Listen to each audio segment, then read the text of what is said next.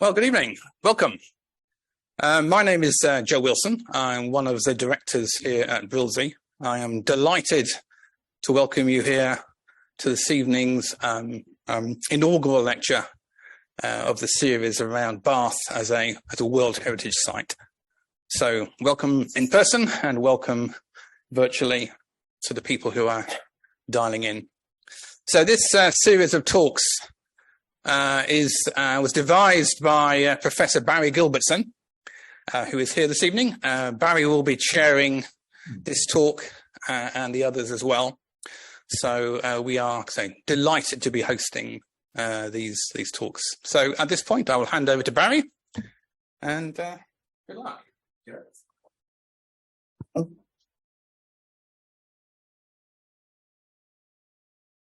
Well, good evening, everybody. Can I just check that you can hear quite well at the back? They're nodding. They may be asleep, but they're nodding, so that's okay.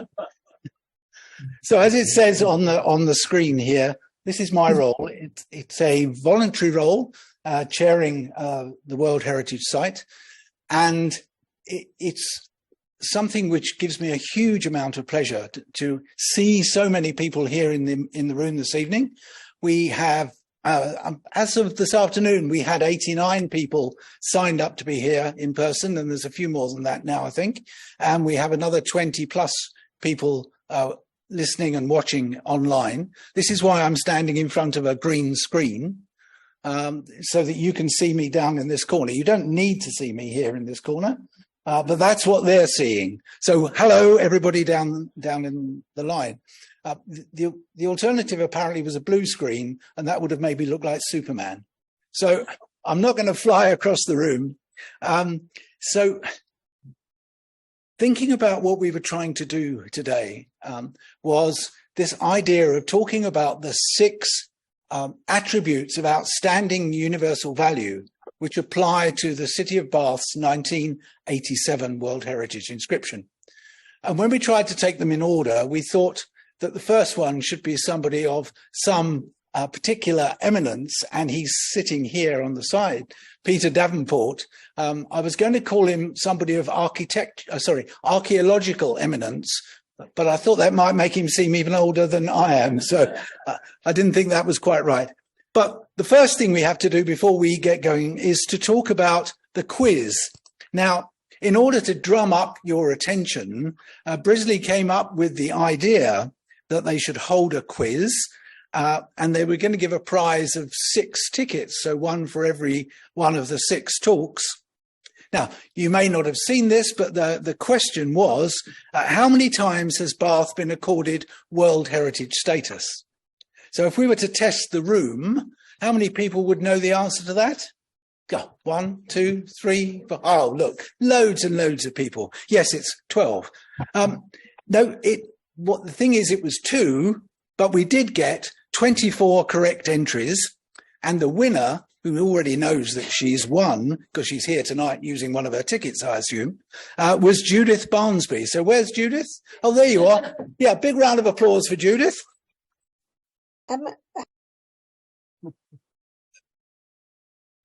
So, as you'll see from the next couple of slides, we're going to be talking about this thing here, which is the World Heritage symbol. And it's in a really prominent position, and you'll see why Stall Street is important as you go through one of my slides. And I know Peter's going to be talking about the incredible find that was made in Stall Street in a sewer trench, of all things, back in 1729.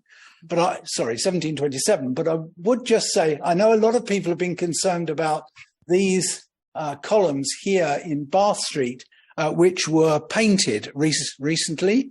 And if you were to go to Bath Street today, you would see that the council have taken enforcement action, and the developers who actually decorated the columns are now having to remove the paint. Now, I don't think that's particularly easy, and it's certainly not cheap. But nonetheless, the good thing is these are going to be restored to their original condition. So moving on, if I can make the system work. Oh dear. Ellen, it's not changing. We just spent half an hour testing this. Ah, there we go. Apparently I need to touch the screen with my finger. So if it gets stuck, I'll do my best to do that. So I wanted to mention these words about architecture and landscape combining harmoniously, because I think if many people were asked about what the key attributes. Hello, I've got somebody talking in my ear. No, is it me? Well, he sounded really good. Anyway, what I was going to say was, no, it's something else. It's not me. People listening to us online, could you just bear with us for a moment or two? We have a technical glitch. Here we go. Somebody is suggesting that if you're listening to us online, would you please press your mute button? Well, it could be on the bottom, could be on the top, could be on the side. But if you could do that, that would be great. Let's assume you've done it and we'll try again. So architecture and landscape combined harmoniously. And if you were asked about why you like Bath, many people would say, well, I love the architecture, but I also love the fact that we're surrounded by fantastic landscaping and those beautiful bowl of hills, all of which combined in UNESCO's view when they gave us our first World Heritage inscription. This is the agenda for this evening. I thought it was important to set the scene about what is World Heritage. Some of you may have heard me talk before about World Heritage and why it's important to Bath, but we could hardly hold this series of 6 talks without refreshing people's minds and thought about why it's important. But the star of the show, of course, is Peter, and Peter is going to be talking to us about the World Heritage status of Roman Bath. And then I'll just finish off with a few slides about why the World Heritage inscriptions are so important to our economy. And then we'll have a Q&A. So if you could save the questions towards the end, that would be great, because I know what it's like if Peter is in mid-flow. Taking questions is always a little bit harder and makes life more difficult. And often the question you were going to ask will be answered by the speaker as part of what they were going to say. So when I'm talking, I normally say I'm not going to read what it says on the slide. So it would be really helpful if you could read what's on the slides while I pick out 1 or 2 things on my slides. But here, when we get down to the 2 words in green, these remain the real differentiators of any town, any city, any village even, but certainly different countries. It's about our culture and our heritage. And these are 2 of the things that UNESCO are really keen to see as differentiators if they're going to award World Heritage status. And you've seen before in the Stall Street paving, the World Heritage symbol, or emblem as they like to call it, or logo as they don't like to call it. And at the top, you can see what those shapes mean. And if I was to put you in a room with a pencil and a bit of paper and ask you what those shapes mean, not many of you would guess what they mean. But nonetheless, this is a symbol that has been in play now since the 1970s, and it is well recognized throughout the world. But what is World Heritage? I'm just going to show you a few pictures that have got some World Heritage sites on them whilst you read the slide. The important thing in the words up there about building peace in the minds of men and women, it's no coincidence that 1945 was the end of the Second World War. But as to an invitation to excel, a lot of people think you should try pickling a World Heritage site in Aspic to try and keep it looking exactly the same. And that simply won't work, in my view. Take as a simple example, the glass box at the back of the Holborn Museum. Now, that's not everybody's cup of tea, but actually I think if you were going to extend that historic building, using a glass box is one interesting way to do it without completely changing the character of the building itself. And the same applies to World Heritage sites. And this one here is Iguazu Falls.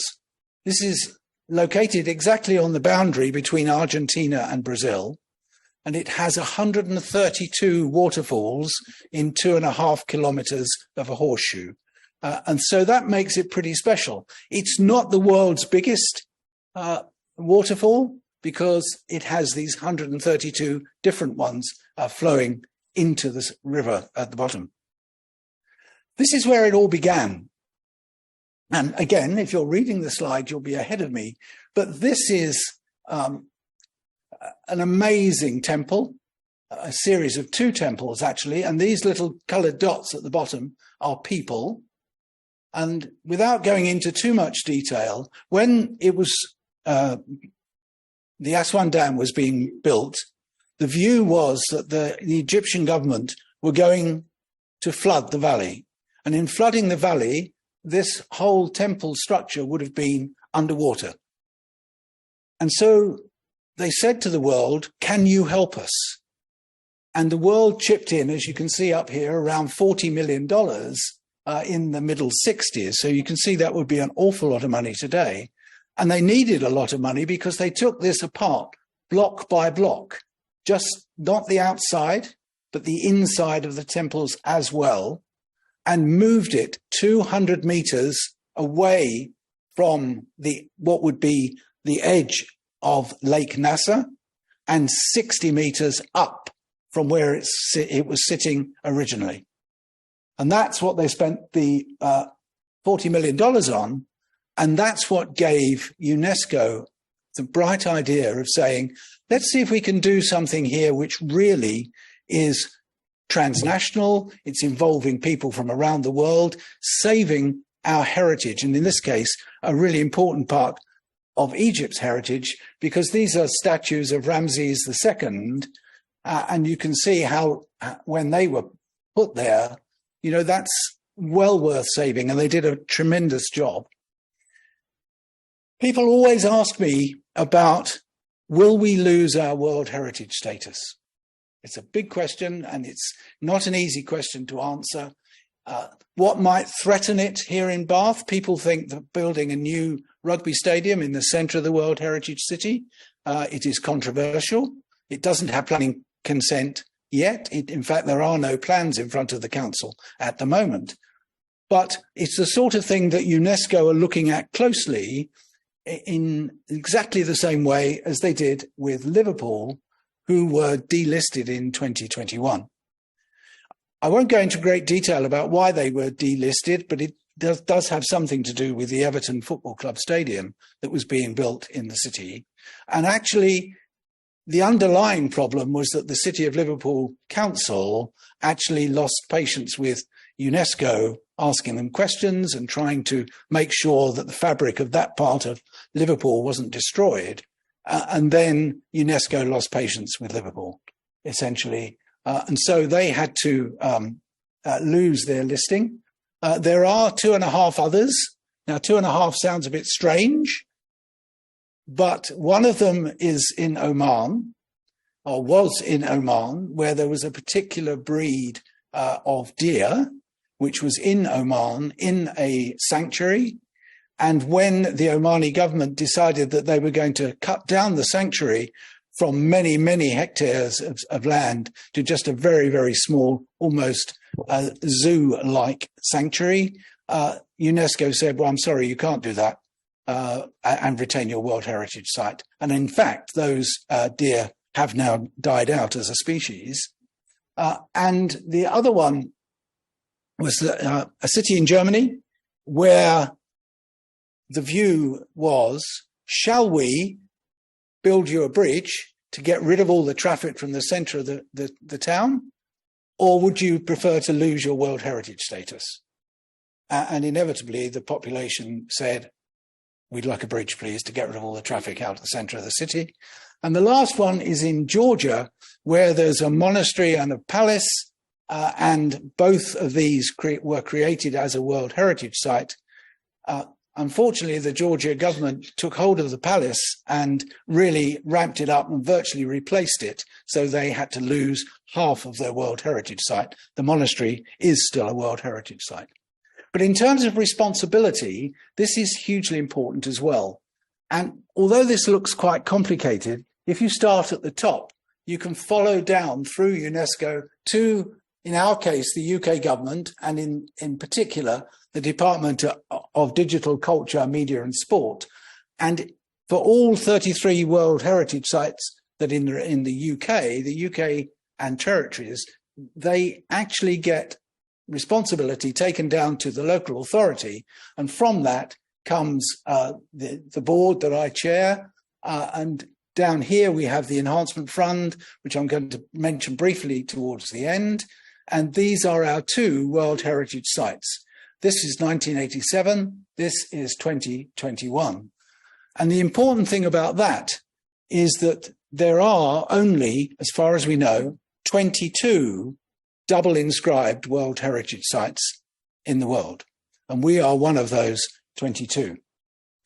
And we're here to talk about the attributes of outstanding universal value to the whole of humanity. And you'll know this is the Acropolis in Greece. You'll know this is the Great Wall of China. And you'll know this is Uluru, that used to be called Ayers Rock. And you know where this is. And really the reason for showing that is because that is what the world thinks of Bath. The world sees Bath on the same footing as these and many other star World Heritage cities, locations, and attributes. And you can see how many there are worldwide, 1,157, and there are 33 in the UK. But the thing about the attributes in Bath is that every World Heritage Site around the world has to have at least one of these attributes of outstanding universal value, OUV, as we know it in the trade, so to speak. And some have 2. Quite a few World Heritage Sites have 2 attributes of outstanding universal value. A few have 3, and very few have 4, and very, very, very few have 6, which is what Bath has with its 1987 inscription. And here is the 6 of them in the line here. And these are the 6, of course, that are going to be, each one of those is a separate talk with a separate expert speaker over the course of the next 6 weeks or so. And when people talk about the World Heritage Site, this red line here is the boundary of our World Heritage Site. You can't see the boundary on the ground, but it is the boundary of what used to be the City of Bath Corporation, or Bath Council, if you will, from 1987. And so I thought it was a moment to mention the extra ones, but you have, I see, nicely got a range of leaflets in front of you. And if you're only looking at the leaflet here, don't forget to turn it over, because all the good information is on the flip side. And so 6 attributes. This is the amazing gilded bronze head of Sulis Minerva. These are the hot springs, which flow out of the ground at 1 million litres a day at a temperature of 46 degrees centigrade. This is Georgian town planning. And if you look at the shape here, you'll see, Milton Keynes could have been designed by John Wood the Younger. And Georgian architecture, well, we all know about the Royal Crescent, but not everybody gets to see the Royal Crescent from above, which again gives you it's an amazing spectacle. And it is thought to have been the first crescent-shaped terrace to have been built on this scale in England when it was constructed in 1766. A social ambition, this is really interesting because this is about coming to Bath in the 18th century when people wanted to try and improve their lot by coming to Bath and mixing with people. Because when people are on holiday, and Bath has been a centre of resort for all those years since, people are much more relaxed. So it's much easier if you're further down the pecking order to bump into somebody who's further up the pecking order. And a lot of people came to Bath, obviously, on a regular basis, particularly through our winter season. And one of the reasons they came to Bath was to take the waters and marry off their daughters. And lastly, we have the green setting of the city. And as I said right at the start, it's something that we all really, really enjoy. I've got 2 slides here on the Great Spa Towns of Europe, which in 2021 became our 2nd World Heritage Site. And it's interesting in its own right because it is what we call transnational. There are 5 countries and 11 towns in this same World Heritage inscription. And flagging up in advance, come the autumn, we're going to do a similar but shorter series of attributes surrounding the great spa towns of Europe. And this is just an amazing painting from 1894. People might have heard of a town called Spa in Belgium, perhaps because that's where the motor racing circuit is, but also because it is where spa towns got their name from, essentially. And people from all over Europe came to this tiny little place, which is smaller than Midsummer Norden, which, you know, in itself is a little bit surprising, I would have thought. Anyway, this is why we have worldwide significance amongst all those other things. It is because there are only 2 European cities where the whole city is inscribed. Some towns and some cities may say, no, ours is completely inscribed, but it isn't actually. Most of them are the historic core in the centre. But we and Venice, both inscribed in 1987, are the only 2 entire cities. And so we now come on to tonight's speaker, Peter Davenport. Now, you can see all of the things up there if you're reading the slide. This is Peter's latest book, and it is yet another masterpiece, I have to tell you. I haven't read every page, but what I have read is just as it says here in this particular quote from May 2021, it is a gripping read, and it has all these astonishing discoveries from the last 4 decades. And why up here did Stephen Clues, who was the general manager of the Roman Baths before he retired a few years ago, said the Roman Baths are like a 300-year archaeological dig. And that is because of 1727, and add on 300 years, and this is where you get to, not far off 300 years. And so when I was wanting to introduce Peter and let him get on and do the main business of the evening, I thought, I wonder if I can find somebody talking online really to explain how good Peter is. I'm sorry to make you blush, Peter, but you know, when I asked Stephen Bird, who many of you know, who was head of Heritage, the Heritage Department for the Council here for 20 plus years, would he speak about Roman archaeology? He said, absolutely not. The man you have to go to is Peter Davenport. And so I looked up Peter and I found this quote online, which I'm just going to read because I think it really sums up where we are with Peter. Peter brings new and unexpected insight into the Roman town of Aquae Sulis and its citizens. And that's exactly what we're looking forward to hear. So let's give Peter a really big welcome.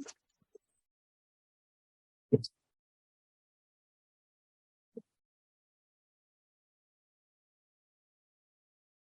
think I should go home now.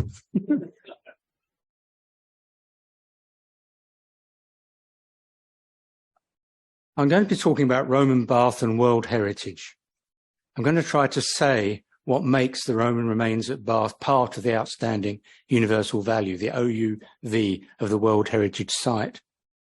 I've taken it as read that heritage, what we know and believe about our past, does have value. Cultural memory is as important to our sense of social self as individual memory is to personality. That's a cliche, but I think it sums up what study of the past is about, identity. I suppose first thing to try to do is to untangle the idea of value, as is more common parlance, but in more common parlance in Britain, we say significance of archaeological remains or otherwise. Significance in British practice is divided into 4 categories. These are historical, evidential or archaeological, aesthetic or artistic or architectural, and communal. Let's see if I can make this work. These are English Heritage's, Historic England now, attempt to define those values.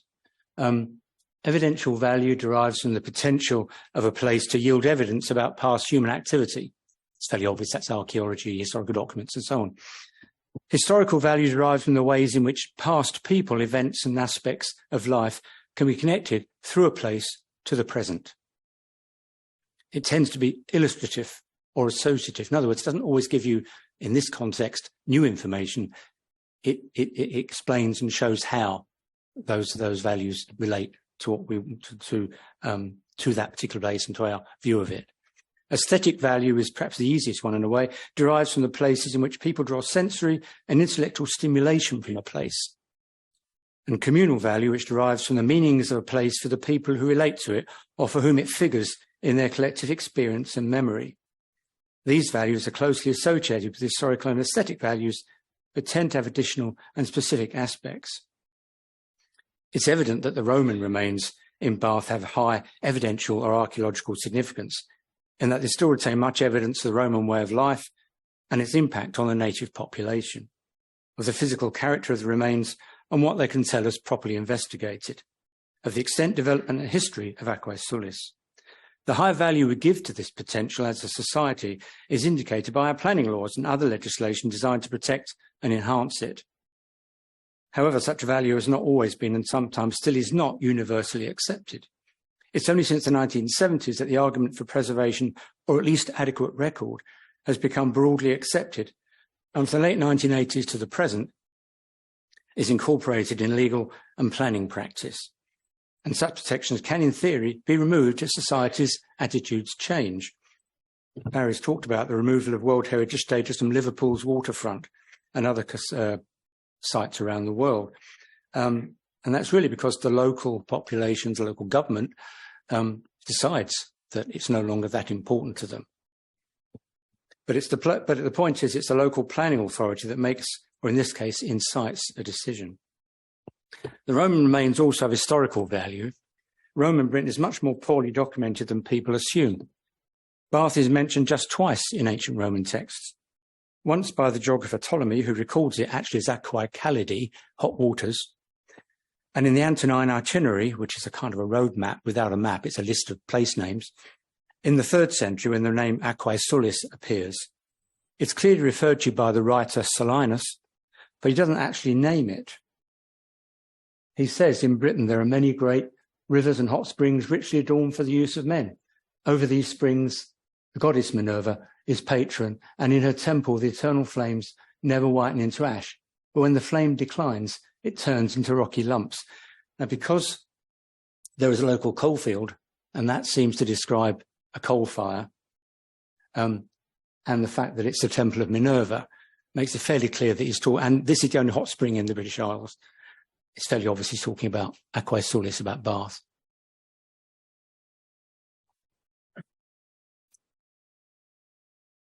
But Bath has produced a large number of documents, nearly all fragmentary and elliptic, in its lead and pewter tablets, inscriptions on tombstones and altars and on buildings.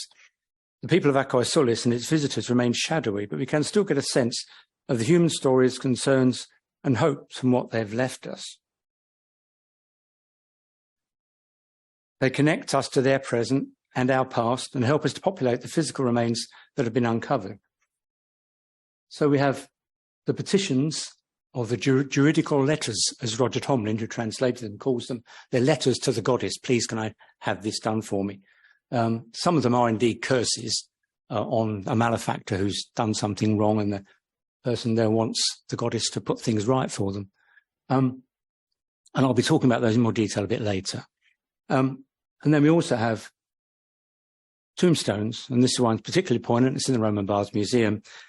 It's dis manibus successae Pretoniae vixit annos tres mensis quatuor dies nove Romulus et Victoria Sabina filiae carissimae fecerunt. What it says is, to the spirits of the departed and to successor Pretonia, who lived 3 years, 4 months and 9 days, Romulus and Victoria Sabina made this to their dear daughter. These are people. These are the Romans. They're not just the Romans. These are people, and they have worries and fears, hopes and dreams like the rest of us. And this gives us some clue, some hint into that distant past. That's historical. Aesthetic or architectural. The beauty of the Roman remains has to be reconstructed and reimagined, as so much has been lost. But the definition of sensory and intellectual stimulation allows a wider interpretation of this idea. The ruins of the baths and temple have been variously reconstructed on paper or digitally since the early 19th century. Even the slightly mad imaginings of John Wood the Elder, who was obviously the architect who built Queen Square and the Circus and Gay Street and various other places down to the south of the centre. His mad imaginings, because they were mad imaginings, arose from the intellectual stimulation he felt from his knowledge of the Roman city, which actually was quite slight. Continuing investigation and better information about the Roman world and how it impacted Britannia may lead us to believe that we know what Aquae Solis looked like, but we're still the prisoners of our own preconceptions. This is a digital reconstruction of the Roman baths. The Great Bath is a big vaulted section in the middle. The east baths that you visit are what's in front of us. Courtyards beyond, and the circular temple, which in my latest book I think doesn't exist. It may exist, but not there. So this was actually produced in essence about 25 years ago. This is a model, more or less of the same view, same idea. There's with this work. There's the Great Bath with its vaulted roof. This is the roof over the hot spring, the King's Bath, the temple courtyard, and the temple itself. The big structure out here, which I believe is a theatre now, not a podium for a circular temple, but fragments of the circular temple and the columns exist. Question of where they are. And here's the East Baths and the smaller swimming pool, the Lucas Bath there. But again, this is a wooden model painted up, and it says this is what we know. This is Aquae Solis, the centre of Aquae Solis. But of course, you know, if you go and visit, you know how little of that actually exists. This is it's not very different. It's a more recent reconstruction, simpler. It's just a line drawing. But the point is, it's not reconstructed but this is the structure that I think here is probably a theatre. Having a theatre and a temple and a courtyard and a baths is actually not at all unusual. It's quite, it's a standard collection of monuments, which occurs through the empire and in one or two other places in Britain. And this is, again, a reconstruction. I think it's in the Roman Baths Museum, which does show a theatre. Oops, sorry, wrong one. Which does show a theatre, but for various reasons, we thought it was there. I don't think it's there anymore. Things change, new investigations, new knowledge comes along. But here we are, the walled area, which only happens in the very late period of Roman occupation, an actual wall around the centre. The temple complex, you can see how much of this 24 acres, 10 hectares it takes up. And there are other grand buildings. They don't appear until the very late period to be any houses as such in that central area. We now know that Aquae Solis, the town, was probably up along Walcott Street and spreading over into Bathwick. Still can be argued, but I think that's the case. And this is probably the monumental grand visitor centre. This is where people came. And there were probably hotels and lodgings and shops and brothels and whatever else you want to imagine. But again, we know very little about that. We know quite a lot about the baths. I believe that there is a theatre here. There's enough evidence. There are buildings scattered around. There are mosaics and so on. But we can't make a real picture of what is actually going on. We do know there's not an organised street plan. It's not a planned, gridded Roman town like you sometimes imagine. It's a bit like a small, and what it is, if it didn't have a hot spring, it would be a small Roman town, fairly unplanned and scattered. It might or might not have walls. So that's the aesthetic aspect, and we can reconstruct that and we can think about it. I think that's the last one of that lot, yes. Communal. The fact that Bath is a spa town and the only hot spring in Britain is clearly fundamental to its character and indeed its existence, and has led to the inclusion of the city in the latest World Heritage category of the great spa towns of Europe. The Roman baths and temple are the early expressions of this. Despite an early military value, the town only continued as anything more than a small garrison town because of the springs, which once developed continued to be the economic engine of the city through the darkest of dark ages to the present day. Just going to grab myself some water, excuse me.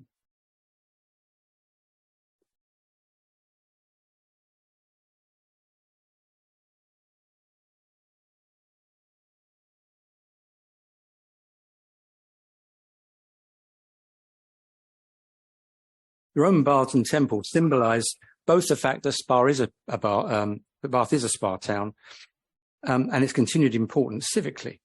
The colours of the Unitary Council, Bath and North East Somerset, specifically include blue to represent the spring waters, and the city, which is, you probably all know this on seeing that various versions thereof from the first appearance of the council in 1996, was it? Blue for the water, green for the green surroundings of our city. The city's more ancient escutcheon here, Bath City, has the waters and the walls, and of course the name Aquae Sulis. Whatever their day-to-day awareness of the springs and Roman remains, both visitors and residents will have an underlying awareness of the importance of the meanings and communal value of the ancient remains. It's not so long ago that Bath residents had an even closer connection to the Roman baths.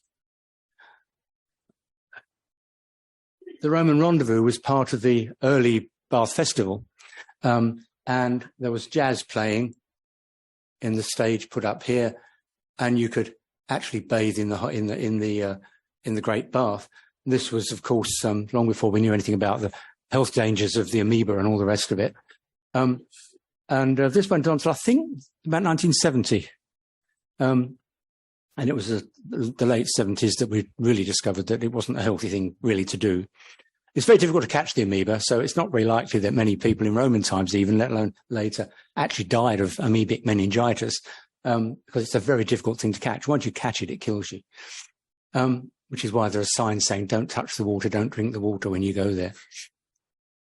The water you drink in the pump room is from a cleaner, purified source. Don't worry about that. It's obvious and perhaps laboured that the Roman baths and temple and the hot springs are of higher heritage value. The Grade 1 listing and scheduled ancient monument status of the remains makes them, in heritage speak, of the highest significance.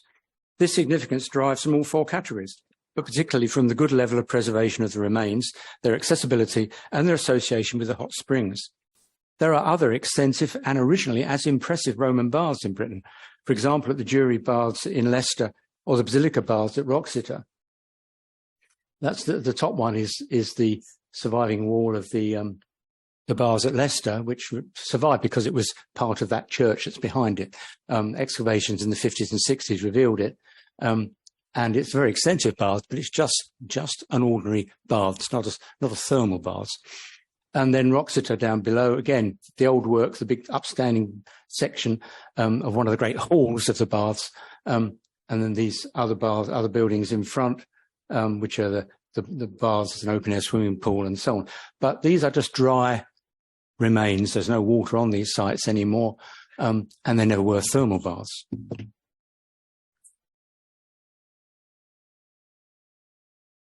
So none are as consistently well preserved in extent or indeed in visual character or as accessible. None of these monuments retain original floor surfaces that in part can be walked on, or complete baths or ashlar masonry. They mostly have the good cut stone robbed away. But the major difference is not only that the baths at Bath were in Britain uniquely thermal, but that the spring still rises into Roman structures, and the hot waters flow directly into and out of the baths via Roman conduits and drains. So this is the hot spring, the King's Bath, when the water's drained and it's partly excavated. This is the Roman enclosure wall that they trapped the spring in. The water level is about here, and these piers, we believe, supported statues that would have appeared to stand on the water surface.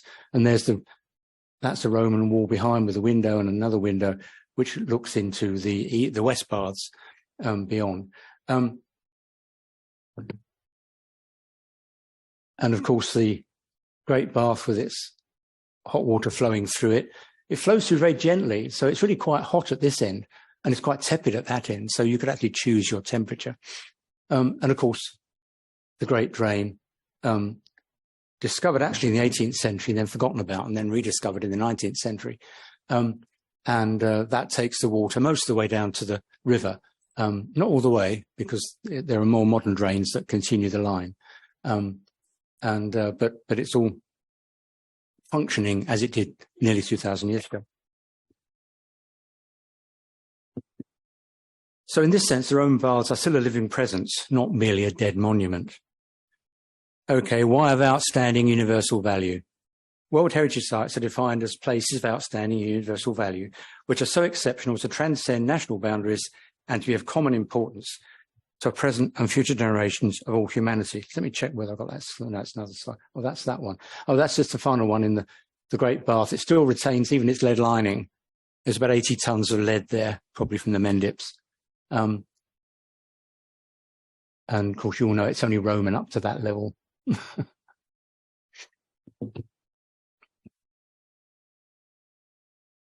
So to meet the definition of common importance for present and future generations of all humanity, the site must, and bear with me, this is, you see some of this before, to meet the so 1, represent a masterpiece of human creative genius.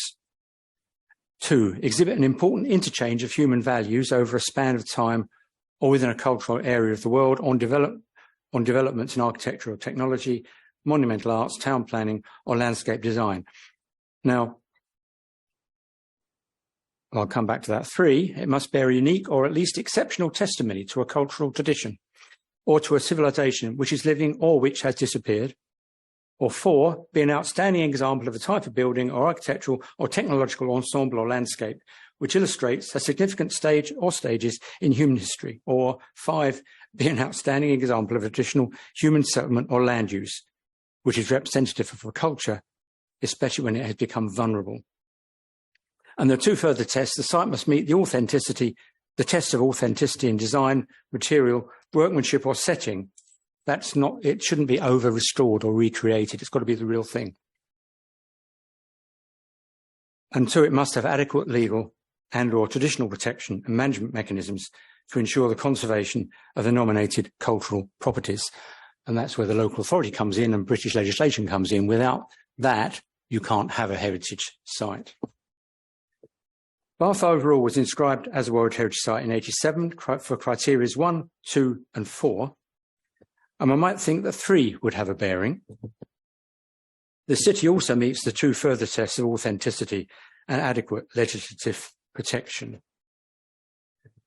Nonetheless, exactly how one judges the level of, so we say, outstandingness is left rather vague, or certainly was in the early days. This was recognised as the concept of World Heritage, as the concept of World Heritage developed, and in 2008, an agreed statement of significance was put forward in the City of Bath World Heritage Site Management Plan, which has gone through several iterations. It's now on its 3rd, I think. But this says, the Roman remains, especially the Temple of Sulis Minerva and the Baths complex, based around the hot springs at the heart of the Roman town of Aquae Sulis, which have remained at the heart of the city's development ever since, are amongst the most famous and important Roman remains north of the Alps and mark the beginning of Bath's history as a spa town. We may remember that criterion 4 said that a site must be an outstanding example of a type of building or architectural or technological ensemble or landscape, which illustrates significant stages in human history. And I think that's fairly clear. The management plan also suggests that the following shows how the site meets that criterion. Bath reflects 2 great eras in human history, Roman and Georgian. We're concerned with the Romans. The Roman baths and temple complex, together with the remains of the city of Aquae Sulis that grew up around them, make a significant contribution to the understanding and appreciation of Roman social and religious society. Although Bath gained great importance in Roman and Georgian times, the city nevertheless reflects continuous development over 2 millennia, with the spectacular medieval abbey church placed beside the Roman temple and baths in the heart of the 18th century and modern city. This suggests that the Roman remains obtained their outstanding value as part of the city's origins and development, not merely as relics in their own right. The following paragraphs in the management plan, I'm going to bore you some more, bear with me please, are a further attempt at clarification of this approach. It's even got a paragraph number, A3.26. Bath is a reflection of the societies that created it, and which in turn were influenced by the city. The 2 most significant eras, Roman and Georgian, are made richer by the survival of so much of their historical context. The development of this extraordinary city can be traced in physical remains and documentation from its earliest origins as a late prehistoric shrine to its current position as a 21st century heritage city. In the next paragraph, A3.27, I'm sure you're noting this all down. The Roman remains and temple complex, together with the archaeological artifacts and remains of the Roman settlement, provide an opportunity to study a unique part of the Roman Empire. The importance of the temple and baths was recognized across the empire by the pilgrims who traveled to worship here. Of all the spas in Europe surviving or lost, Bath was one of the most renowned. As an aside, I might say that's a little overblown, but it does tie in fairly well with what we know about other Roman spas in the area, in Europe, in Northern Europe. The remains of Bath make a significant contribution to an understanding and appreciation of the social and religious character of Roman society to the 1st and 4th centuries AD. With Hadrian's Wall, they are the best surviving remains in the UK, probably, depending on how you define it, and certainly some of the best spa remains north of the Alps. They certainly are. This is a contender. This is, as I remember, it's not a World Heritage Site. This is Baden-Württemberg in southwest Germany. I went there in 2001 or thereabouts because they'd just opened the new museum, which now covers it, a cover building. Interestingly, this was discovered in the 18th century, about the same time that the Roman baths here were, and it had a big 19th century structure over it. And there is a very, very impressive, very grand modern spa this is on the side of a hill and just downhill from it. But this has no water in it. It's very well preserved. It's as well preserved nearly as our baths in terms of the masonry and the structures and the height. Some of those walls are 2 to 3 meters high. You can see the swimming baths. It's split in two. They're men's and women's, but either side. This one even had showers, as far as we can work out. But now it's a dry site.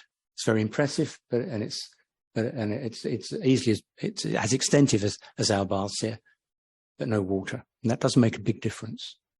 It's a thermal spa, hot springs. And then there's another paragraph, A3.28. There is considerable potential for further archaeological discovery, particularly from the Roman era. This is an exciting prospect since knowledge of the Roman settlement is still uneven. It should be noted that one of those paragraphs refers to the archaeological artifacts and remains of the Roman settlement that together provide an opportunity to study a unique part of the Roman Empire. This conflicts with the original 1987 inscription that stated that recovered fragments, including Roman pewter, coins, and inscribed curses, are artifacts and not themselves of OUV, but help demonstrate the function of the baths and of intangible heritage. But the curses are now in the UNESCO Memory of the World category, equivalent to World Heritage status. And here we have some of those slides. There are 130 have been discovered. And I'd like to make a digression and say something about these curses, as they clearly add to the OUV in a way that directly connects to us today. They are communications from ordinary people, and while primarily directed at the goddess, tell us about the concerns and practices of individuals. While most are fiery denunciations and pleas for justice, they have been described by the translator Roger Tomlin as juridical letters, petitions written in a standardized legalese and addressed to the goddess to right a wrong. These are not magic spells, which you sometimes get in other temple sites around the empire, but prayers to a deity who will answer if the petition is deemed just. The great majority are requests for the return of stolen property and usually give vent to the indignation, indeed rage, felt by the victim, in an age you might remember when policing was largely non-existent. But the bloody retribution usually demanded also reflects the particular seriousness with which theft from a bathhouse was treated. It was a criminal offence with condemnation to forced labour if proven. Ordinary theft was a civil matter in Roman law. You had to sue somebody. What you've got here, if I can see them, is there are a range of things. This one's interesting in that it talks about the loss of 6 silver coins. Some so-and-so stole my coins, but he mentions Christians and pagans. There's a standard methodology. Dear goddess, please punish whoever took my whether they be slave or free, Christians or pagans, man or woman. This is the only one that mentions Christians. And the fact that it mentions pagans rather implies, because of the way language is used in probably the 3rd century, that that person was a Christian. Christians called non-Christians pagans. But of course, if he's a Christian, what's he doing petitioning the goddess? But I think we don't know what it meant to be a Christian in 3rd century Roman Britain. You know, it's another possibility probably for most people. One complete example that will give us a flavour of how these things were written, laid out. Docilianus, to the most holy goddess Sulis, I curse him who has stolen my hooded cloak. It was a very expensive item. It's not just a luxury item. Whether man or woman, whether slave or free, that the goddess Sulis may afflict him with maximum death and not allow him sleep or children now in the future or in the future until he has brought my hooded cloak to the temple of her divinity. We can note and sympathize that Docilianus's incandescent anger has blinded him to the illogicality of his petition. Some of those others, there's a loss of a pair of gloves. I think this one is. No, that's that one. A theft from a house. It doesn't say what it was, but I mean, not from most of these things we think were stolen probably from the changing rooms. There are things like bathing tunics and gloves and cloaks and money left in a purse, presumably. What you normally did was left a slave to look after your items, but not everybody could do that. And then one of them is a theft of a plough. So anyway, and then there's a famous one you may have read about, is whoever has stolen Vilbia from me, maybe they become as liquid as the waters, and there's a list of names. But Vilbia is not a name that's known anywhere else in Roman literature of any kind. And in fact, there have been 2 other attempts at translating it. One is that it's a misspelling of albium, or albia, which means a towel, a white towel, which makes more sense perhaps in the baths. And the other one, which more recently has been done by a PhD student, so he thinks it might be a cutting instrument. Doesn't explain what he means by a cutting instrument, but anyway, you can see there are these uncertainties, but they are all fragmentary. And the most important point about them, I think, is that, well, is the lists of names. But the use of these curses to remedy or punish theft is particularly specific to the province of Britannia. Lots of these curses are known from other parts of the empire.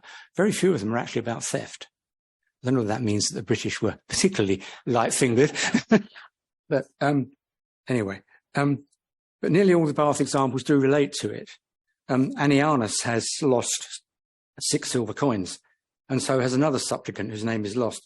Verecundus has lost 2 silver coins, Docker 5 denarii. Sometimes a suspected culprit is named, sometimes a list of names is given, and in other cases where there is no known suspect, the whether or formula is used. An unnamed supplicant names Senicianus, Saturninus, and Aniola as possible perpetrators. Interestingly, Verecundus only names one, a woman.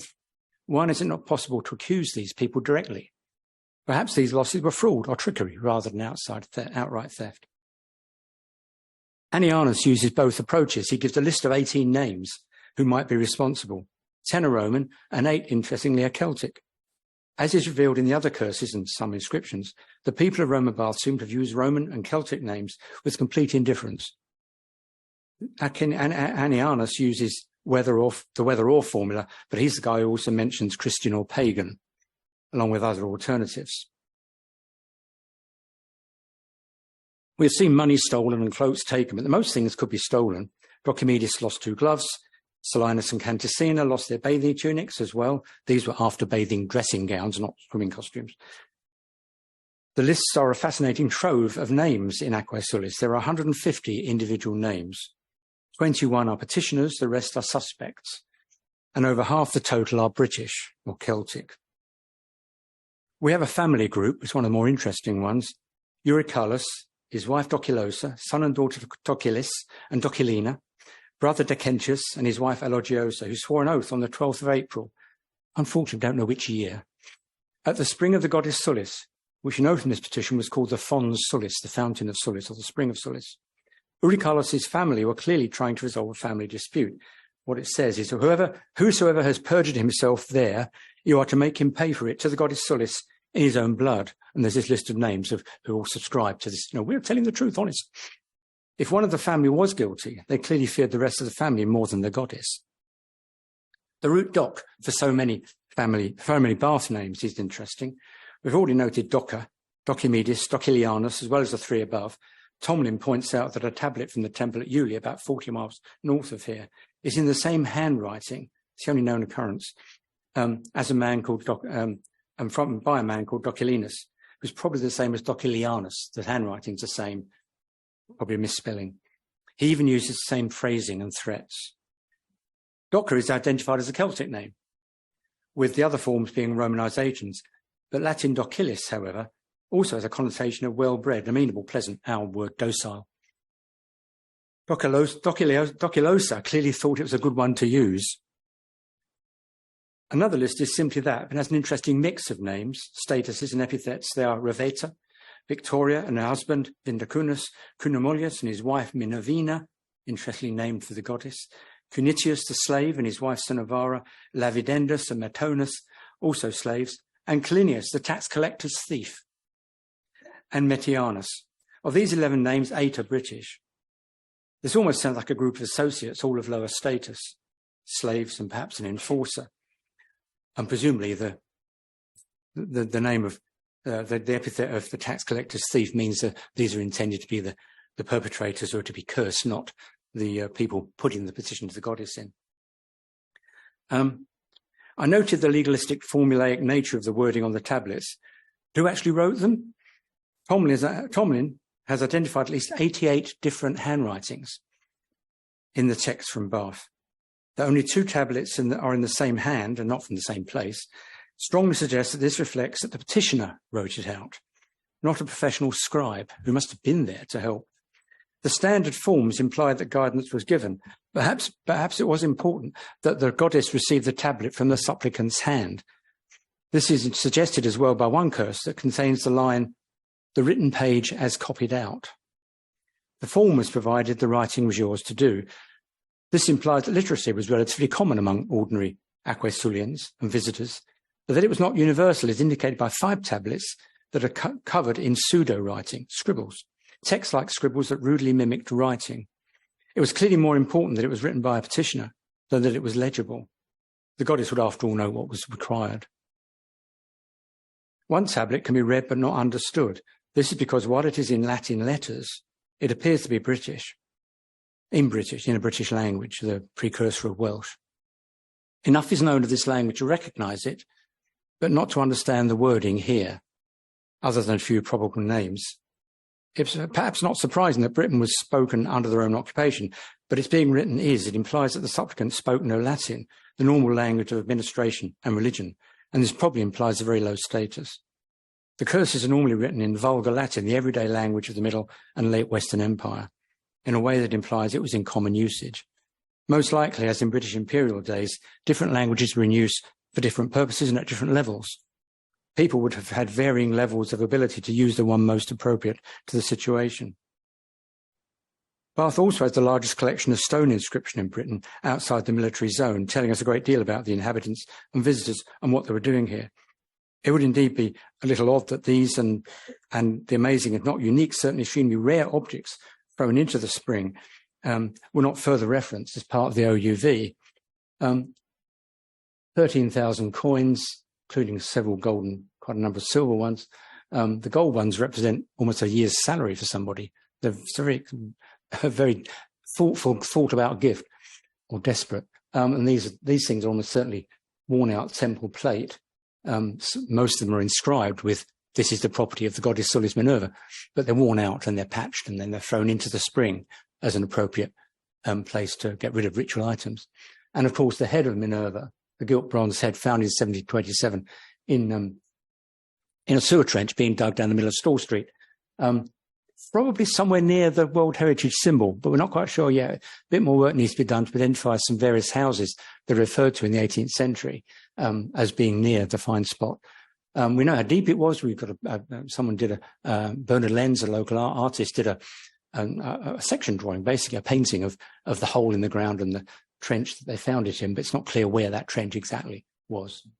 But these, I'm going to quickly pass over them, but these have to be, they're not, again, these are not mentioned in the original, or they're explicitly excluded in the original inscription. But the later management plan statement of significance rather brings these in. And this does make Bath, again, really rather exceptional. There are treasures like this in other parts of the empire, but not many from Baths, and certainly not from north of the Alps. So back to the management plan. Paragraph A327 talks then of the archaeological potential of the Roman town overall. So while in 1987 it was the physical remains of the baths and temple in close association with the hot spring and the present city overall that were considered to have OUV, now it includes the whole archaeological potential of the monument and of the surrounding settlement. Paragraph 2.4.28 in the management plan says, there is still much to be discovered about the Roman settlement. Continuing research adds to the knowledge base, and recent discoveries regarding outlying buildings away from the centre has led to interpretation material being redrawn in order to portray an accurate and authentic picture. We now know that this is the walled enclosure which formed the basis of the medieval city. With the wall was only put there in the 4th century. An enclosure by an earth bank probably took place in the late 2nd. Prior to that, it wasn't enclosed at all. But this is the monumental religious centre. This is Walcott Street, if you like, London Road, top end of Cleveland Bridge. And we've got Roman occupation, some of it's scattered 18th century records of finds and bits of buildings, some of it's proper excavation in the last 30 years or so, but showing that this was intensively occupied. It was a town. And Bathwick, recently, we know that there's substantial urban occupation over here, along Bathwick Street and along Julian Road.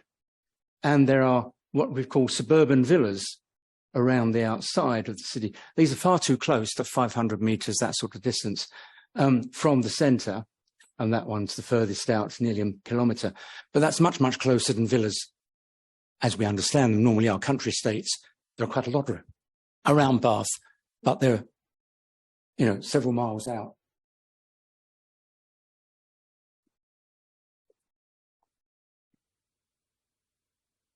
These are the luxury suburban villas of people who were still living in Bath, using Bath. This is, of course, the evidential value of significance that we considered earlier. While this is logical and important, and its recognition is to be applauded, it's some way from the original idea of the OUV as somehow fixed and inherent in the monument so designated. This is just to show you some of the kinds of things. This is an extremely well-preserved wall. It was up to 2 meters high on the site of the what used to be the Aldridge's auction rooms, just on the other side of Walcott Street from St Swithin's Church. This is largely preserved under the modern development that took place in 2001. It's part of a very substantial Roman building built in the 2nd century that was, I'm still working on publishing the damn thing, to be honest. This is a little bit far up behind Hayes Furniture Store in what's historically Hatton Feather Yard, a whole sequence of Roman building. This is a 2nd century building that's probably a house chopped away completely by a later Roman building that replaced it in the 4th century. What was interesting about this is that stone slab seems to represent the base of a domestic altar. This is a very Romanized thing to do. Why do we think that? Well, near here was found a little miniature bust in stone of a woman. The head was missing, but it was the bust. And that's classically what you have on a domestic shrine. It's an ancestor portrait. And then just in front of it here was buried a newborn baby, which you were allowed to do in Roman times. If a baby died before, I think it was 40 days, it wasn't considered a legal being. So you didn't have to follow the rules about burial and so on. And it was probably a perfectly pleasant, nice thing, a thoughtful thing to bury your neonate who died at birth or very soon after there, and by the family altar. And that side was a lamb skeleton, which was probably a little offering at the same time. But again, it's just this is outside the town, the historic monumental centre. This is what the town was like to some extent, and that's just an attempt at reconstructing what it was like. These are just buildings, just houses and shops. This is along Walcott Street, roughly on the site of Hayes Furniture Store, and this is a view of the back, maybe. But just to indicate that they are, these buildings were well represented in the ground archaeologically, but obviously rarely more than about 1 metre high, apart from that one I showed you.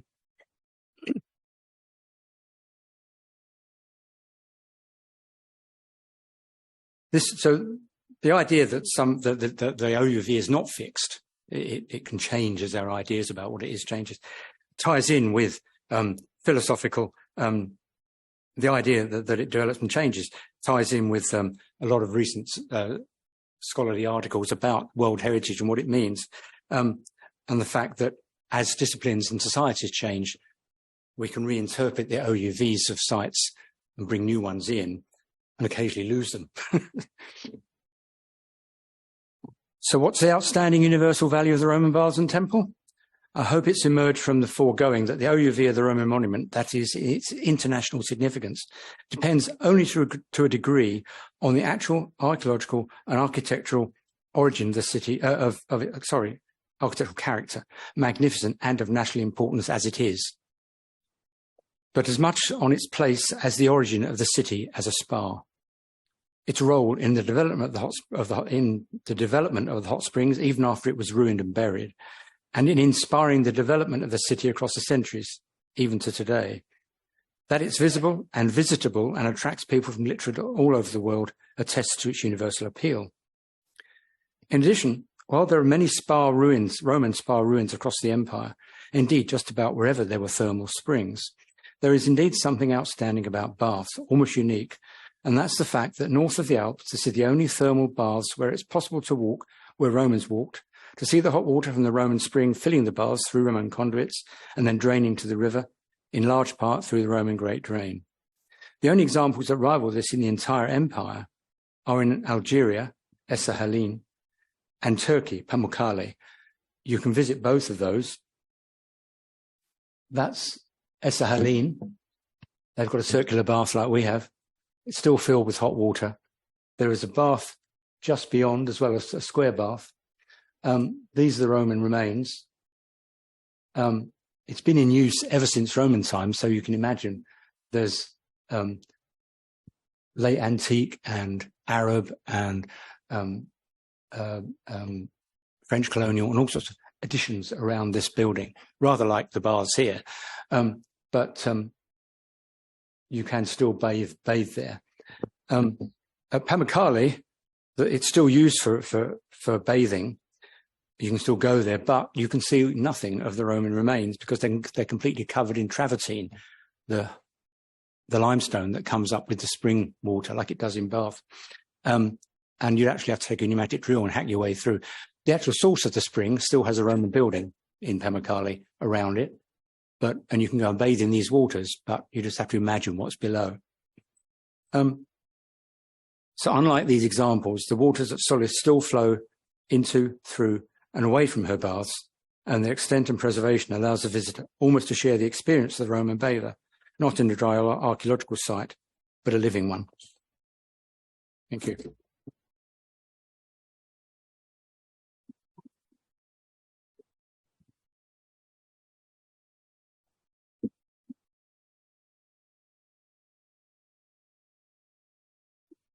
Well, I told you it was good. And I can tell from that tremendous round of applause just how much it's all been appreciated. And to finish off, I think it's really important to compare and contrast. Peter was saying just how important the Roman baths were here in Bath and known across the empire. And ever since then, people have been coming to Bath in order to take the waters, as I said earlier. And what does that do to the city today? How does that bring income into the city? And this is one of the things that I want to just finish up with today, giving you some idea of just how important it is that we have a World Heritage inscription. And now we have 2 World Heritage inscriptions. It makes Bath even more special. And one of the things that I'm going to show you in a moment are some of the statistics, some of the numbers, and the amount of income that comes from tourism into our city. But when people say to me, will we lose our World Heritage inscription? Well, I certainly hope not, because it's one of the things that I've learned in my later years since coming to Bath is that if you go traveling around the world on a tour organized by a travel company, many of these companies in many of these different countries steer their itineraries by the World Heritage sites in that country. And so you can imagine that if there are tours coming from elsewhere in the world into this country, or maybe for the first, if we were to lose a World Heritage inscription, maybe for the first or second or even the third year, we would still be on people's itinerary.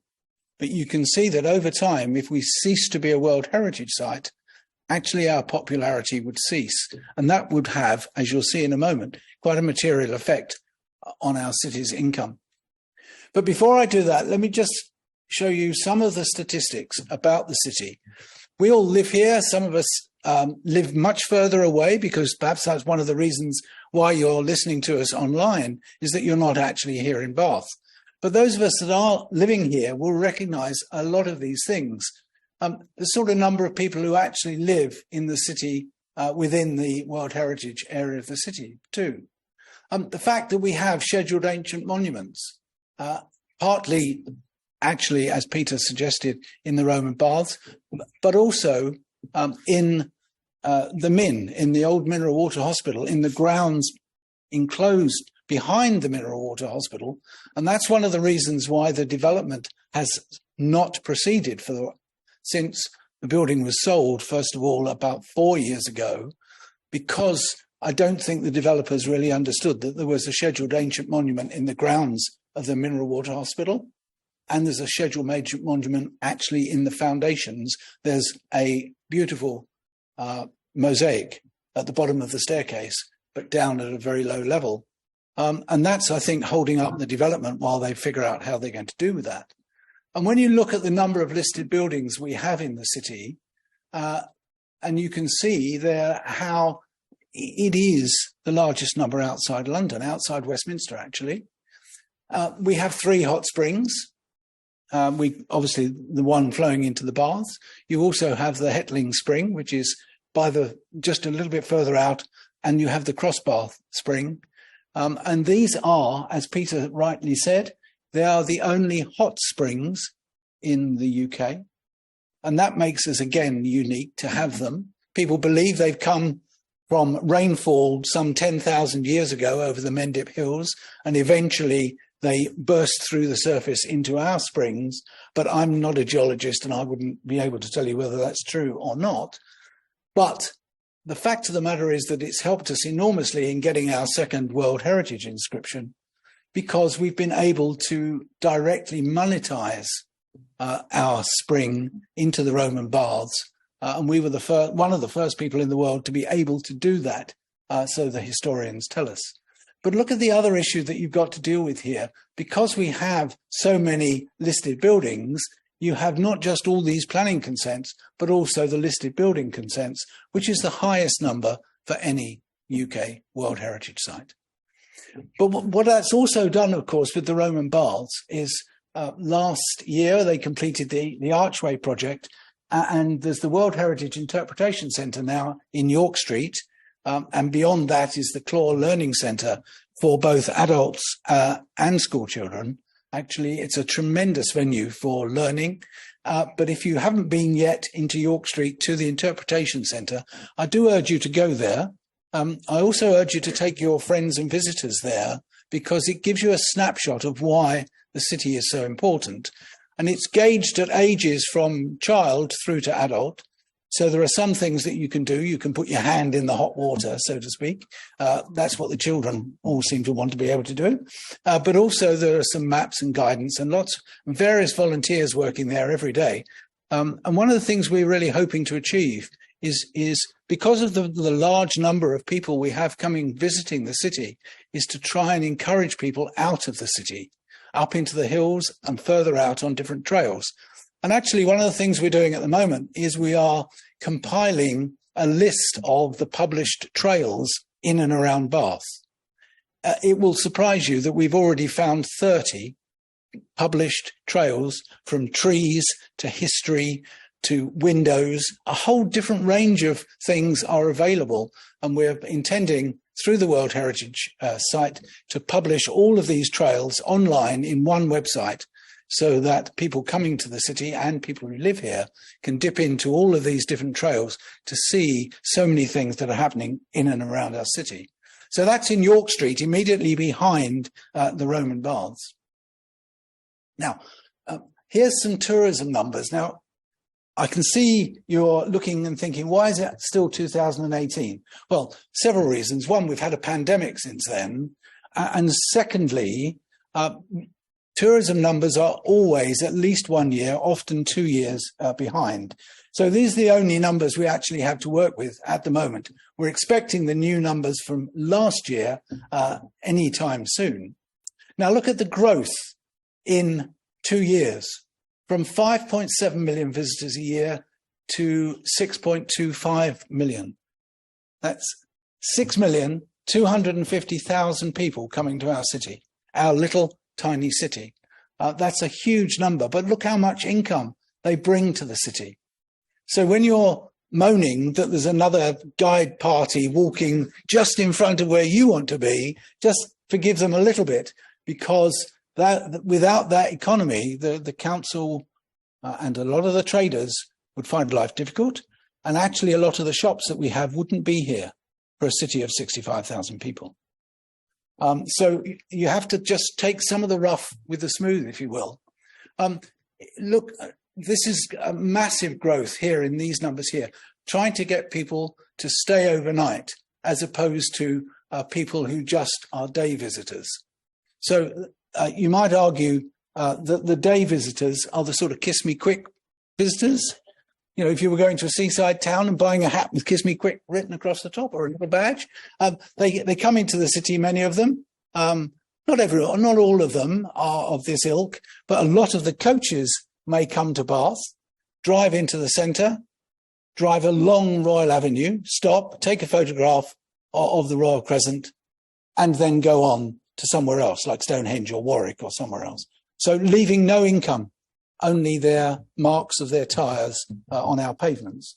So you have to find a balance amongst all of this stuff. But we can't have what we have in Bath without the tourism. If you look here, we were in 2018, we're the 11th most visited town or city here in the UK. And these are where the largest number of international visitors come from. But of course, one of the drivers that we have is the Christmas market. Now, not everybody likes the Christmas market. See, I can tell by the way you're giggling and thinking, don't tell me he's going to tell me to expect that the Christmas market is good. The Christmas market is good for our economy. You may not like it because it gets in the way. You may not, you may have to walk down some alleyways and things and not try walking down the centre of Milsom Street when it's on. But look at the number of people that came here in 17 days. Now, you imagine what that does for our economy. And our economy lost that in the previous 2 years. And it's really, really important to the city to have the baths and the trade actually attracting people, because from the survey that they carried out during the whole of those 17 days, you can see there that 94% of the stallholders felt that they would be coming back, and would be coming back not just to sell stuff, but also so they'd have time to look at what we've got in our city. And 95% of visitors that were questioned said they would come back a second time or more. Now that's tantamount to all the success that the council puts in, because looking after our public realm is extraordinarily difficult and extraordinarily expensive to do. And I'm going to give you a comparison here between Amsterdam and Bath. Now, they're both very nice cities. We both have separate attributes. You can see this is just the Rijksmuseum, and in front of the Rijksmuseum, you have this beautiful watercourse, but also, of course, you've got all the canals in Amsterdam. And if you take their number of residents against their their number of visitors, you can see that for every resident, they get 17 visitors. Now, in Bath, now that's a different kettle of fish altogether. Because in Bath, if you take our number of residents, 65,000 people, plus the students, but remember the students don't pay council tax. That's not the students' fault. That's the government's fault from way back. But they do not pay council tax. So there's no council income derived in that sense from the students. So we have 65,000 people living in the centre, and we have 6.25 million visitors, which gives you one resident to 98 visitors. Now, if you think of those coaches driving down Royal Avenue, and you think of the wear and tear, just take that piece of grass up by the front of the Royal Crescent, which gets worn out in the first month and is very messy for the rest of the year. If you think about that as our public realm, with cars and coaches in the city itself, and think about the fact that most of the road markings are worn out. If you think about the need to collect litter, because people remarkably still drop a huge amount of litter and stuff in the city centre, and you think about the need for trees and the need for public seating, benches, and what's happening in the new Milsom Quarter, where they're creating these little parklets to encourage people to dwell in the city rather than leave the city without spending any money. All of these things are really important to our economy. And remember, without there being this economy, your council tax would be a lot higher than it is now. So these things are really important. But one, I haven't found anywhere else, actually, I must say, where it's more than one resident and having 98 visitors. If you had 98 visitors through your house in a year, I suspect you might notice the difference. Just a few words about the visibility of the World Heritage emblem. There are two of these. One of them is on the wall of the Roman Baths Stall Street entrance, just by the side of the one that's in the paving. And the other one is on the other side, on the outside of the pump room, where the mayor's guides start their walks every day. Do you have any mayor's guides in the audience? Look at this. I tell you what, everybody, give these guys a real round of applause.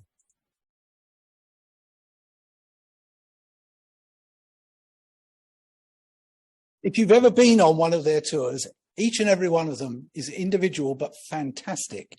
They get no money. They won't take any tips, and they charge nothing for it. But imagine what that feels like to our visitors. Here is something they can do for nothing. Something that's been going since 1938. Isn't it? It's just tremendous. So that round of applause, as you can tell, everyone, was really heartfelt. So thanks for all the effort that you put in with your training and then doing 2 walks every day. It's just brilliant. And this is at the railway station. You might not have noticed it. It's on the, as you can see, these are the exit barriers. It took about 4 years for us to get Network Rail to allow us to welcome people with a World Heritage symbol. But we still, and these have been up for about 5-6 years, but we still haven't managed to convince them to let us put a sign up which says what it means. And you think I'm joking. So I just want to give you two simple examples. This one here is a man that I met on my travels, and he was in Brazil, and I don't speak Portuguese or Spanish, but I said, I'm from UNESCO, and he said, I'm from UNESCO too. And that's him proudly holding his UNESCO badge, because he was one of the security guards at that venue. And these are street lights in Portugal. And this arrow here points to where the World Heritage Site is. Now, not difficult, expensive to do, but these are people that are supremely proud of their World Heritage status. I couldn't do this little talk today without telling you that when I became chairman, which was just over 6 years ago, I went to see the then chief executive of the council, and frankly, he didn't really know that we were a World Heritage Site. And that is hugely depressing. It was pretty depressing. It was pretty depressing for me because I was hoping he was going to tell me stuff about World Heritage.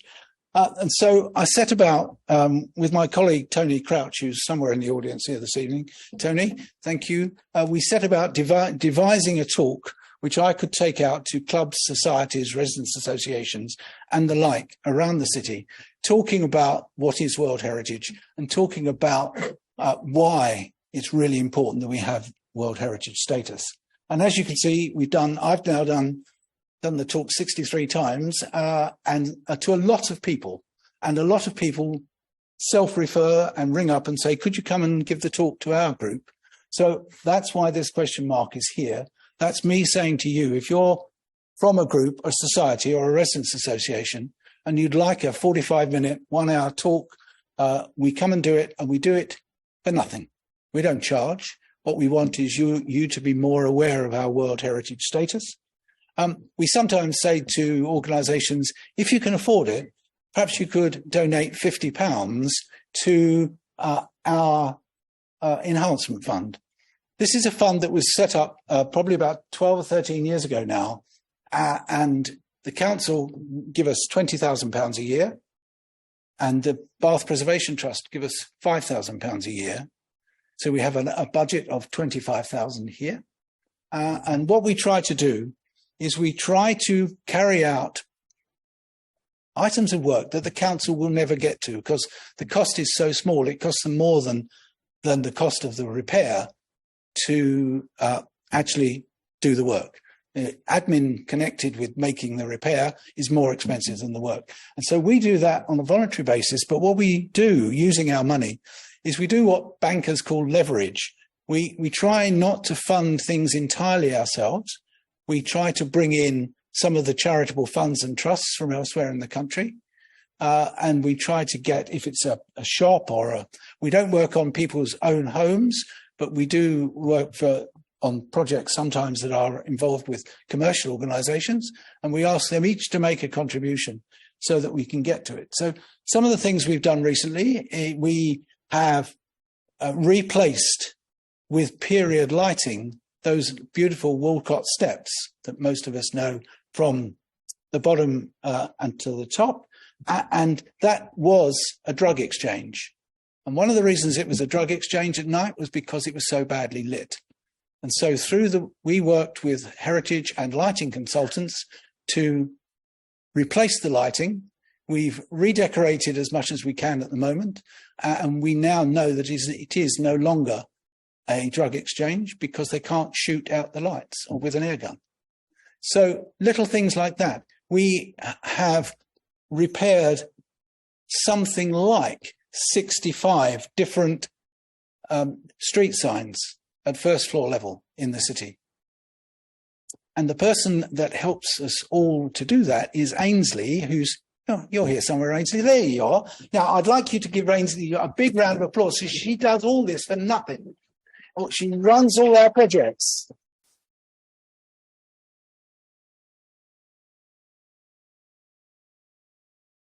Actually, she's just absolutely brilliant. She's supposed, in theory, to work 1 day a week, but I think she probably works 6 or 7. And she'll hate me for saying that, but it really is appreciated. Without the volunteers and people like Ainsley, we simply couldn't do all this stuff. Here's an example. Now, that's Queen Charlotte's coat of arms, and that is over Hale's Chemist as you go across Pulteney Bridge before you get to Laura Fountain. Okay, and that cost about £7,000 to restore, but we thought it was really, really important. And we had 2 young female conservators who spent about a month working on it. You may have seen them when you were walking past. And what we did there was we made a contribution. We got a charitable trust called the Lecce Trust to make a significant contribution. And Hales the Chemist also made a contribution. And that's just brilliant. If you don't recognize it, go and look at it, because that is about 5 foot across and that's about 4 foot high. There is another coat of arms in the city like that. It's Princess Charlotte's coat of arms. And if you walk straight down Milsom Street and look up, you'll see them up the top there. It's on a building which has currently got I'm not sure what they're called, the pink tea rooms anyway. And that's really quite appropriate, I suppose, because that's Princess Charlotte's coat of arms. And that's a building that is actually owned by St. John's Foundation. And after a little bit of pressure, they, first of all, have removed the weeds that were growing around it. And now they're going to restore it, I hear. So that's great news. And if you wondered where they were previously in Georgian times, if you go down Milsom Street on the right-hand side, it's where Gap Kids used to be. I think there's one of the games technology shops in there now. It's got the white pillars outside, and it used to be a glove maker's. And that's why they were granted Princess Charlotte and Queen Charlotte's coat of arms, because they liked to shop there. So that brings us right to the end, talking about our past, but we also have to think about our future. And what this is really saying, this last slide, is that whilst we're not our past, our World Heritage inscriptions are so vitally important to the future of our beautiful city. So with a big nod to Peter's tremendous tour de force around Roman baths and Roman life here in Bath, thank you all very much indeed for coming. I'm going to take some questions in a moment, but I think we should give Peter a tremendous round of applause.